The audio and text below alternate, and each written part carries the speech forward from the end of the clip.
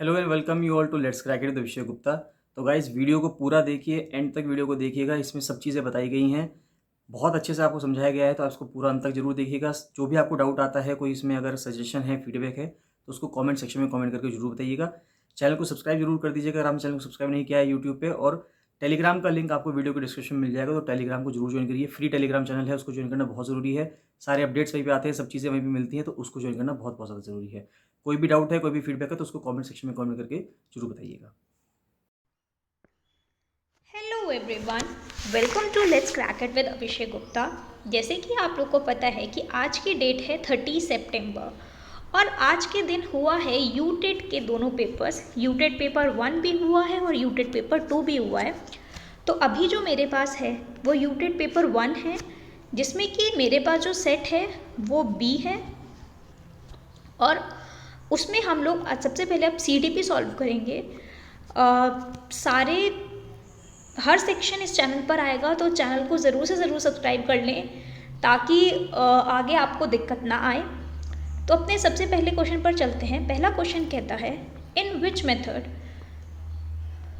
A person does not find all options for problem solving. एक ऐसा method जिसमें इंसान सारे ऑप्शंस नहीं ढूंढ रहा प्रॉब्लम सॉल्व करने के लिए, लेकिन वो कुछ ही ऑप्शंस ढूंढ रहा है और जो उसको लगता है कि ठीक है उसी से अपनी प्रॉब्लम सॉल्व कर रहा है। तो सिंपल सी चीज़ कौन सा हो जाएगा, ये रैंडम सर्च मेथड हो जाएगा, मतलब बी ऑप्शन, क्योंकि वो उसी में ही रैंडमली उसने कोई भी सोल्यूशन उठाया और उससे अपनी प्रॉब्लम सॉल्व करनी शुरू करी। चलते हैं अपने नेक्स्ट क्वेश्चन की तरफ। नेक्स्ट क्वेश्चन है, match column A with column B. तो सबसे पहले आता है ग्रामर।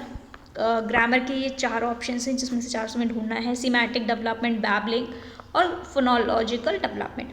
सिंपल चीज़, बैबलिंग एक वो स्टेज होती है, एक छोटा बच्चा जब बोलते हैं ना बड़बड़ा रहा है, तो ये थर्ड का सी हो जाएगा, अर्ली स्टेज, जब किसी बच्चे के अंदर स्पीच की डेवलपमेंट हो रहा है, भाषा का विकास हो रहा है।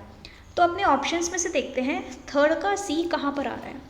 तो आप देख सकते हो थर्ड का सी ए में है और बी में है। अब इन दोनों में से हमें ढूंढना है। उसके बाद बात आती है ग्रामर की। तो ग्रामर सबको पता होता है, ग्रामर लाइक इंग्लिश ग्रामर होता है, हिंदी ग्रामर होता है। तो एक लैंग्वेज के अंदर रूल्स, तो सेकंड का फर्स्ट का बी हो जाता है, जिसकी वजह से ऑप्शन जो बी है हमारा वो बिल्कुल ठीक होता है। चलते हैं अपने थर्ड क्वेश्चन की तरफ। थर्ड क्वेश्चन कहता है, the psychological factors affecting the teaching learning process.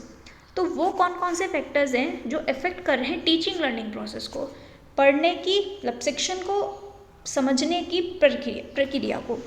Motivation of students, भाई बच्चों के अंदर मोटिवेशन ही नहीं होगा, उन्हें मतलब यही नहीं होगा कि हाँ हमें पढ़ना है, तो वो कुछ नहीं पढ़ेंगे। ब्यूटीफुल क्लासरूम, बिल्कुल सही बात है। अगर क्लासरूम ही अच्छा नहीं होगा, क्लासरूम में जाले लगे होंगे, धूल लगी होगी, तो या फिर कोई स्मेल, गंदी स्मेल आ रही होगी, तो वहाँ पे पढ़ाई नहीं होगी। तो क्लासरूम का ब्यूटीफुल होना भी बहुत ज़रूरी है। और बच्चों का इंटरेस्ट, लेकिन स्कूल के इंफ्रास्ट्रक्चर से कोई मतलब नहीं होता, क्योंकि एक गवर्नमेंट स्कूल का बच्चा, या गवर्नमेंट स्कूल बोलूँ मैं या फिर ये बोलूँगी जो टाट पट्टी पर बैठ के पढ़ते हैं बच्चे, और जो बहुत अच्छी चेयर्स पर बैठ के पढ़ते हैं बच्चे, पढ़ाई दोनों की लगभग लगभग सेम होती है, लेकिन केवल इन तीनों चीज़ों के ऊपर डिपेंड करता है।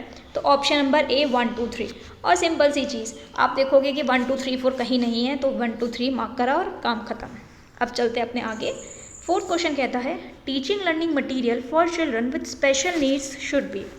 तो टीचिंग लर्निंग मटीरियल जो जिन बच्चों को थोड़े विशेष आवश्यकता वाले होते हैं, इनकी स्पेशल नीड्स होती है, कैसे होने चाहिए, कलरफुल होने चाहिए, मल्टी सेंसरी होनी चाहिए, बड़े होने चाहिए साइज़ में, या अट्रैक्टिव होने चाहिए। तो देखो, अगर मल्टी सेंसरी आ जाता है तो इसी में सब चीज़ें आ जाएंगी। मल्टी सेंसरी मतलब उनका साइज़ भी ऑलरेडी बड़ा होगा, तो ये ऑप्शन भी इसी के अंदर आ जाता है। अट्रैक्टिव भी होंगे और कलरफुल भी होंगे, तो ऑप्शन नंबर बी वापस से इसमें ठीक हो जाता है। क्योंकि आप खुद सोचो, जब मल्टी सेंसरी है, बहुत सारे सेंसेस हैं उसमें, आप सुन भी सकते हो, देख भी सकते हो, समझ भी सकते हो, बड़ा भी होगा साइज़ में। तो टीचिंग लर्निंग मटेरियल उन बच्चों के लिए मल्टी सेंसरी होने चाहिए। चलते हैं आगे। अब आ जाता है ये, when a student learns to perform behaviour that produce positive outcomes and to avoid behaviour that yields negative outcome. भाई बच्चा एक अगर उसके साथ बिहेवियर अच्छा कर रहे हो, पॉजिटिव बिहेवियर हो रहा है, तो वो पॉजिटिवली रिएक्ट कर रहा है। लेकिन अगर नेगेटिव बिहेवियर हो रहा है तो वो उसको अवॉइड कर रहा है, तो कौन सा होगा? ये सिंपल चीज़ ऑपरेंट कंडीशनिंग की ये थ्योरी होगी। चलते हैं अपने नेक्स्ट क्वेश्चन की तरफ। In which situation will you give continuous reinforcement to students? Continuously आप रीइंफोर्स कर रहे हो बच्चों को, भाई हाँ आप अच्छा कर सकते हो, मतलब जिसे हिंदी में बोला जाए सतत पुनर्बलन। कंटिन्यूसली आप बच्चों को बोल रहे हो कि हाँ नहीं आप अच्छा कर सकते हो, यही चीज़ मेंटेन करके रखो, बल्कि इससे भी और अच्छी करो, है ना। तो वो कब कर सकते हो? इस्टेब्लिशिंग अ पास्ट बिहेवियर नहीं, पास्ट में जो गलतियाँ करी हैं वो दोबारा थोड़ा ना दोहरानी है। बच्चों को ये थोड़ा ना बोलोगे कि भाई हाँ तुमने पास्ट में तुम फेल हुए, इस बार फेल हो जाना, ऐसा नहीं बोलोगे ना। ऐसे बोलोगे कि तुम पास्ट में फेल हुए हो तो अब तैयारी करो, मेहनत करो और आगे पास हो। For establishing a new behaviour बिल्कुल सही बात है, और मेंटेन करना उस बिहेवियर को बिल्कुल सही बात है। तो ऑप्शन डी जो होता है वो इसमें हमारा ठीक हो जाता है। चलते हैं आगे। If you have ever watched someone wave a flash light in a dark room. अगर आप किसी को भी हिंदी में पढ़ो, इसको हिंदी में पढ़ने में ज़्यादा ईजी हो क्योंकि मैंने भी हिंदी में पढ़ के ही इसका आंसर दिया। यदि आपने कभी किसी को अंधेरे कमरे में फ्लैश लाइट लहराते हुए देखा और उसके पीछे उसकी रोशनी का पथ दिखाई दिया, अगर आप अंधेरा कमरा है, फ्लैश लाइट देख रहे हो और फ्लैश लाइट में आपको दिख रहा है कि किस रास्ते से आ रही है, तो कौन सी मेमोरी है ये? तो ये आपकी सेंसरी मेमोरी होगी। क्यों होगी? क्योंकि आप अपने सेंसेस का यूज़ कर रहे हो, आप अपनी आँखों का यूज़ कर रहे हो, अपने दिमाग का यूज़ कर रहे हो देखने के लिए कि भाई कहाँ से आ रही है और क्या हो रहा है। चलते हैं आगे। Which of the following are the characteristics of learning disabled child? जो अधिगम अक्षम बच्चे हैं उनकी क्या क्या विशेषताएं हैं? अटेंशन स्पैन अच्छा होगा? बिल्कुल नहीं होगा। ओमिट्स वर्ड्स वाइल राइटिंग? बिल्कुल सही बात है, कुछ वर्ड्स भूल जाएंगे लिखते हुए, कुछ वर्ड्स में गलती कर देंगे। लाइक जो ये तारे ज़मीन पर मूवी थी, वो सी की स्पेलिंग कहीं पर SEA लिखता है तो कहीं पर SEE लिखता है, या 100 की स्पेलिंग कहीं पर SAW लिखता है तो कहीं पर WAS लिखता है। मतलब उसके बाद ओमिट कर जाना वर्ड्स को, या कोई भी आप एक सेंटेंस लिखा उसमें से वर्ड्स खा जाना, और मैथमेटिकल सिंबल्स को समझने में डिफ़िकल्टी। तो ये कैरेक्टरिस्टिक्स होती हैं एक लर्निंग डिसेबल्ड चाइल्ड की। तो ऑप्शन नंबर जो सी होता है वो हमारा ठीक हो जाता है। चलते हैं आगे। नेक्स्ट है विच of the following will help in development of inclusive environment in school? Inclusive environment कब डेवलप होगा? जब बच्चों का पार्टिसिपेशन होगा। बिल्कुल सही बात है। हर एक्टिविटी में एक बैरियर फ्री इन्वायरमेंट हमें क्रिएट करना है। बिल्कुल सही बात है। और करिकुलम अडेप्टेशन, क्लासरूम मैनेजमेंट, बिल्कुल सही होता है। तो डी ऑप्शन इसमें बिल्कुल ठीक हो जाता है। कहने का मतलब क्या हुआ, इंक्लूसिव इन्वायरमेंट में को डेवलप करने में क्या क्या हेल्प करेगा? देखो भाई, हर बच्चे को आप हर एक्टिविटी में चाहोगे कि वो पार्ट ले, बैरियर फ्री इन्वायरमेंट हो, और उसके बाद करिकुलम जो था हमारा, जो हमारा मेनली सिलेबस है, उसको अडेप्ट करना और क्लासरूम को मैनेज करना। चलते हैं आगे। Which of the following statements express the concept of inclusive education? इस बार इंक्लूसिव एजुकेशन से बहुत क्वेश्चन आए, इंक्लूसिव एजुकेशन से बहुत क्वेश्चन आए। अब देखो क्या क्या कॉन्सेप्ट है इंक्लूसिव एजुकेशन। हर बच्चे, मतलब सब बच्चे साथ पढ़ें, बिल्कुल सही बात है। 3 ऑप्शन में 1 आ रहा है। चलते हैं आगे। Focus on disabilities rather than abilities? नहीं, हमें डिसेबिलिटीज़ पर तो फोकस करना ही नहीं है। ये अगर उल्टा होता, focus on abilities rather than disabilities, मतलब बच्चे की एबिलिटी पर, क्या बच्चे के अंदर क्वालिटी है उस पर फोकस करना है। तो 2 ऑप्शन जैसे ही गलत होता है तो ये भी ऑप्शन कट गया, ये ऑप्शन कट गया, ये ऑप्शन, यानी कि सी ऑप्शन बिल्कुल ठीक हो गया। चलते हैं आगे। NEP 2020 focuses on. अब NEP 2020 किस पे फोकस करें? फॉर्मेटिव असेसमेंट पे कर रहा है, समेटिव पे कर रहा है, कॉम्प्रीहेंसिव पे कर रहा है, 360 डिग्री हॉलिस्टिक प्रोग्रेस रिपोर्ट पर कर रहा है? तो भाई NEP 2020 जो फोकस कर रहा है वो कर रहा है फॉर्मेटिव पर। फॉर्मेटिव असेसमेंट में क्या होता है? आप बोल सकते हो कि समेटिव में क्यों नहीं कर रहा है, कॉम्प्रीहेंसिव में क्यों नहीं कर रहा?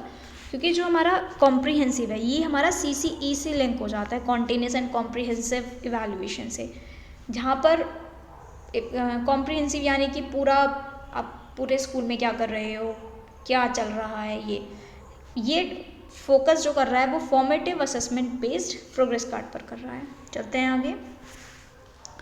विच of the following way of assessment help teachers not only to understand the learning gaps of child. ये मेथड केवल हेल्प नहीं करता लर्निंग गैप को समझने में, बल्कि but also to reflect, review and modify their teaching learning. Reflect करता है, रिव्यू करता है और उसके बाद उसको मॉडिफाई करता है टीचिंग लर्निंग को, जैसे कि बच्चों की नीड है, बच्चों का लर्निंग स्टाइल है। कहने का मतलब क्या हुआ, अगर आपको समझ आता है 6 × 4 24 होता है, तो टीचर आपको इसी तरह समझाएगा। टीचर आपको ये नहीं समझाएगा कि 4 × 6 भी 24 होगा। वो चीज़ कब समझाएगा, वो चीज़ बाद में समझाएगा, जब आप थोड़े से उस बड़े हो जाओगे या उस लेवल के हो जाओगे। तो इसका आंसर आ जाता है असेसमेंट एज लर्निंग। जैसे बच्चा चाह रहा है लर्न करना, वैसे ही उसका असेसमेंट हो।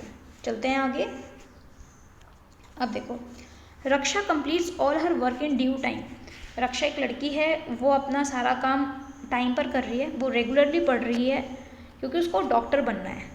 तो क्या है वो इंट्रिंसिकली मोटिवेट, अंदर से मोटिवेट है, बाहर से उसे कोई मोटिवेट कर रहा है, मोटिवेट टू बी एम, प्रशंसा पाने के लिए वो है, या हार्ड वर्किंग है और महत्वाकांक्षी है। तो मैं कंफ्यूज हूँ उसमें ए और डी में, बट मैं ए के साथ जाऊँगी कि वो मतलब अंदर से उसको मोटिवेशन आ रहा है कि मुझे डॉक्टर बनना है, इस वजह से मुझे रेगुलरली पढ़ाई करनी है। तो उसमें ए और डी में थोड़ा सा कन्फ्यूजन है। चलते हैं आगे, बाकी जब आंसर की आएगी तब देखते हैं। Which technique can you use easily to know that how much a child is motivated in school। आपको कैसे पता चलेगा कि एक बच्चा कितना मोटिवेट है स्कूल में? ऑब्जर्वेशन से, प्रोजेक्टिव से, क्वेश्चनेयर से, केस स्टडी से। देखो भाई, क्वेश्चनेयर करोगे, क्वेश्चंस पूछोगे तो बिल्कुल नहीं पता चलेगा। केस स्टडी करोगे तब भी नहीं पता। कितनों पे केस स्टडी करो, कितनों पे स्टडी करोगे आप, है ना। बात आती है दो की, ऑब्जर्वेशन और प्रोजेक्टिव। तो सिंपल से ऑब्जर्वेशन, आप ऑब्जर्व करके बच्चे से देखोगे कि बच्चा कितना मोटिवेट है। जैसे कि ऊपर वाला क्वेश्चन था, रक्षा अंदर से मोटिवेट थी कि उसको डॉक्टर बनना है, इस वजह से वो पढ़ाई कर रही थी, यानी कि उसको वो स्कूल में मोटिवेटेड है। कि कैसे किया, ये हमने ऑब्जर्व किया। प्रोजेक्टिव आप प्रोजेक्ट से ले सकते हो, प्रोजेक्ट देखकर तो आप नहीं देख सकते हैं किसी बच्चे को। अब चलते हैं आगे। 15th क्वेश्चन कहता है, according to Maslow, a state in which people reach their fullest potential. एक स्टेट जहाँ पर एक इंसान अपने पूरे पोटेंशियल पहुँच जाता है, वो क्या कहलाती है? तो वो कहलाती है सेल्फ एक्चुअलाइजेशन। कि भाई हमें पता चल गया, आत्मसिद्धि, हमें पता चल गया कि हमारे अंदर कितनी पोटेंशियल है, हम कितना काम कर सकते हैं। चलते हैं आगे। If a child has capacity to acquire some knowledge और skill after training, then this indicates his. एक चाइल्ड, उसके पास कैपेसिटी है कुछ नॉलेज एक्वायर करने की, कुछ और एक ट्रेनिंग के बाद उसके अंदर कुछ स्किल आ जाती है, तो वो उसकी क्या दिखा रही है? वो उसका एप्टीट्यूड दिखा रही है कि भाई वो कितना ज़्यादा वो किसी स्किल को अपने अंदर ले सकता है सिखाने के बाद। चलते हैं आगे। 17th क्वेश्चन कहता है, स्टेटमेंट 1, स्टेटमेंट 2। स्टेटमेंट 1 कह रहा है, maturation and learning both affect the development of emotions. Maturation और लर्निंग दोनों अफेक्ट करती हैं इमोशंस को। बिल्कुल सही बात है। जितनी ज़्यादा लर्निंग होगी उतना आप मैच्योर बनोगे, इमोशंस आपके उस हिसाब से अफेक्ट होंगे। जितनी ज़्यादा कम लर्निंग होगी उतने आप मैच्योर कम होंगे और उस हिसाब से इमोशंस आपके अफेक्ट करेंगे। दोनों प्रोसेस अभी जैसे मैंने बताया दोनों इंटर रिलेटेड हैं, दोनों एक दूसरे पर डिपेंड करते हैं, तो दोनों स्टेटमेंट ट्रू हो जाते हैं इसमें। ठीक है, चलते हैं आगे 18th क्वेश्चन पर। विच of the following questions will be most appropriate for testing the conceptual understanding of students. तो भाई कॉन्सेप्ट कैसे पता चलेगा? कैपिटल ऑफ इंडिया नहीं, कैपिटल ऑफ इंडिया तो एकदम बता देगा, कॉन्सेप्ट तो नहीं है इसमें। 9 प्लैनेट्स में भी कॉन्सेप्ट नहीं है। Why planets in deserts have thorns, ये बिल्कुल सही बात है कि डेजर्ट्स में जो प्लांट्स होते हैं उनमें थॉर्न्स, मतलब उनमें कांटे क्यों होते हैं, इसके वो कॉन्सेप्ट को समझेगा और इसके ही कॉन्सेप्ट को वो फिर आपको बताएगा। फादर ऑफ नेशन कौन है? महात्मा गांधी। तो सिंपल वन लाइनर क्वेश्चंस हो गए, इसमें कॉन्सेप्ट नहीं झलकता है ना। चलते हैं आगे। तो 18th का ऑप्शन नंबर सी ठीक हो जाएगा। 19th क्वेश्चन कह रहा है, out of the following to which child will you say creative. कौन से में आप बोलोगे कि बच्चा क्रिएटिव है, जो अपने नए थॉट्स ला रहा है? बिल्कुल। नई थिंग्स? बिल्कुल। जो ओरिजिनलिटी दिखा रहा है अपने वर्क में, बिल्कुल सही बात है, तो इसका ऑप्शन नंबर डी बिल्कुल ठीक हो जाता है। चलते हैं आगे। Developmental task of children age 6 to 8 years are, तो क्या टास्क हो गए 6 से 8 साल के बच्चों के लिए? लर्न टू स्पीक 2 words, नहीं 2 words तो 2-3 साल का बच्चा सीख जाता है। Learn physical skills for simple games, बिल्कुल ठीक बात है, सिंपल गेम्स के लिए फिजिकल स्किल्स सीखेगा वो बच्चा। जैसे 6 से 8 साल का बच्चा लूडो खेलेगा, या गेम्स में अगर मैं आपको बताऊं तो फुटबॉल अगर वो खेल रहा है तो वो देखेगा कि भाई कैसे पैरों को मारना है, पैरों का यूज़ होना है, तो वो स्किल सीखेगा। उसके बाद कैलकुलेशन के लिए, राइटिंग के लिए बेसिक स्किल्स बिल्कुल डेवलप करेगा। तो ऑप्शन नंबर सी 2 और 3 बिल्कुल ठीक हो जाता है। चलते हैं आगे। Reena is a talented girl, तो रीना भाई एक टैलेंटेड गर्ल है। On the basis of intelligence testing she can be said brilliant, उसको ब्रिलियंट कह सकते हैं, but she always feels that her class is boring. Talented girl है, लेकिन जिस हिसाब से वो पढ़ा रही है उस हिसाब से उसको फील होता है कि उसकी क्लास बोरिंग है। तो कैसे हेल्प कर सकते हैं? Teaching her by simple method, नहीं, सिंपल मेथड से पढ़ाएगी तो बच्चों को इंटरेस्ट नहीं आएगा। मेक हर क्लास में बिल्कुल नहीं, उसको तो पढ़ाना है। गिव हर मोर होम असाइनमेंट, बिल्कुल नहीं। सिंपल चीज़, यूज़ इंटरेस्टिंग टीचिंग मेथड्स, वो इंटरेस्टिंग टीचिंग मेथड्स यूज करें ताकि हायर ऑर्डर स्किल डेवलप हो सकें। सॉरी, तो चलते हैं आगे। अभी 22nd क्वेश्चन कहता है विच of the following environment will help in development of team spirit. तो टीम स्पिरिट कब आएगी? जब कंपटीशन होगा? नहीं। जब कॉपरेशन होगा? बिल्कुल। जब अलग अलग बच्चा देख खेलेगा? नहीं। टीम है, इंडिविजुअल तो हम देख ही नहीं सकते। और डिसिप्लिन में भी नहीं। टीम स्पिरिट कब आएगी? जब कॉपरेशन होगा, एक बच्चा दूसरे बच्चे का सहयोग करेगा, कॉपरेट करेगा उसके साथ। तो बी ऑप्शन ठीक हो जाता है। चलते हैं आगे। 23rd कहता है during classroom teaching which of the following should be ensured. Classroom teaching के टाइम पर क्या चीज़ यूज़ होनी चाहिए? डिजिटल TLM नहीं। मैक्सिमम यूज़ ऑफ ICT का सबसे ज़्यादा use. Teaching according to individual differences, use of lecture method. देखो भाई, लेक्चर सुनाओगे तो बच्चा सो जाएगा, कोई फ़ायदा नहीं है।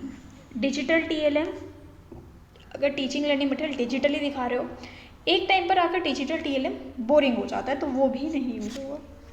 ICT का भी कंप्यूटर का यूज़ हो गया तो भी ये भी नहीं। तो सी ऑप्शन बिल्कुल ठीक होता है कि हर बच्चे के हिसाब से, इंडिविजुअल डिफरेंसेस के हिसाब से टीचिंग करनी है। अब आप बोलोगे कि भाई एक एक बच्चे को थोड़ा पकड़ के बिठाएंगे, पढ़ाएंगे, नहीं। आप हर बच्चे को देख लो कैसा है और उस हिसाब से अपनी टीचिंग में डेवलपमेंट करोगे। चलते हैं आगे। Which of the following are traits of emotional intelligence. Emotional intelligence के क्या क्या ट्रेट्स हैं? हाई IQ लेकिन इनस्टेबल, बिल्कुल सही बात है। IQ ज़्यादा है, इंटेलिजेंस क्वोशेंट ज़्यादा है, लेकिन फिर भी इनस्टेबल है। लेकिन मोटिवेट बहुत अच्छा करता है और अपने इमोशंस बहुत अच्छी तरीके से मैनेज करता है। तो ऑप्शन नंबर बी बिल्कुल ठीक हो जाता है, 1, 2 एंड 3।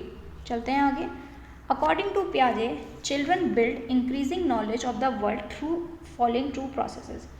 तो पियाजे के हिसाब से एक बच्चा अपनी नॉलेज में वृद्धि कर रहा है या बढ़ा रहा है किन प्रोसेस के थ्रू? देखो भाई, सिंपल से जो सेकंड ऑप्शन है स्कैप फोल्डिंग, तो ये तो है ही नहीं क्योंकि ये तो वाइगॉट्स्की ने दिया था। बचते हैं 3। बात आती है स्कीमा की। तो स्कीमा वो होता है जब एक नॉलेज बन चुकी है उसमें कुछ ना कुछ हम ऐड कर रहे हैं, बल्कि जबकि क्वेश्चन पूछ रहा है कि नई कोई चीज़ हमें सिखा रहे हैं, तो हम क्या करेंगे? इसमें एसिमुलेट करेंगे और एकोमोडेट करेंगे। तो ऑप्शन नंबर ए बिल्कुल ठीक हो जाता है। चलते हैं आगे। The inability of young children to distinguish their own perspective from that of others. तो एक बच्चा जब जो वो सोच रहा है और जो दूसरे सोच रहे हैं, दोनों में डिफरेंस नहीं कर पाता, तो उसको हम क्या बोलते हैं? तो उसको हम ईगोसेंट्रिज्म बोलते हैं।